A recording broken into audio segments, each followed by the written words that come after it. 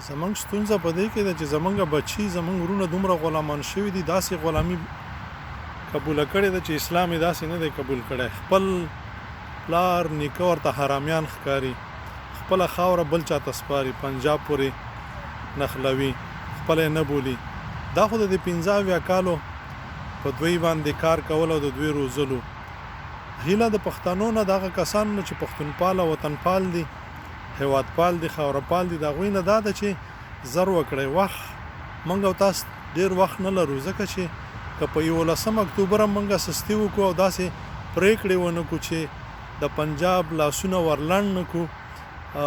او خپله خاوره په خپل ولس او په خپل ځان باندې خپل اختیار ونه لرو، دغه ځوانان چې دا اوس داسې په وچه کلکه ډېر په زغرده باندې وایي چې موږ پښتانه نه یو او پښتانه څوک دي او په خپلو نه زمونږ په مشرانو باندې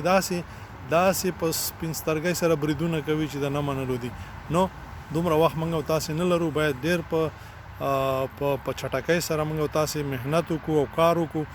او خاص کار په دې 11 اکتوبر باندې باید داسې پرېکړې داسې مشران راوغواړو چې هغوی ذهنیت جوړ وي، هغوی پښتونپال وي، هغوی قامپال وي، هغوی خاورپال وي، هغوی د خپل ملت د ګټو دپاره کار کوي، نه چې اوس هم ورته اوبه خړي او میان پکې نیسي او د خپل بادار دپاره. نه، پردیپال خاینان نه، هغه چې د هغوی په ټوټو باندې لوی شوي هغه مه راغواړئ، ځکه چې بیا دومره محنت او دومره تاوانونه او دومره ولس چې دغه هیلې لري د دې جرګې نه، نو دا به د خاورو سره خاورې شي. السلام علیکم ورحمت الله.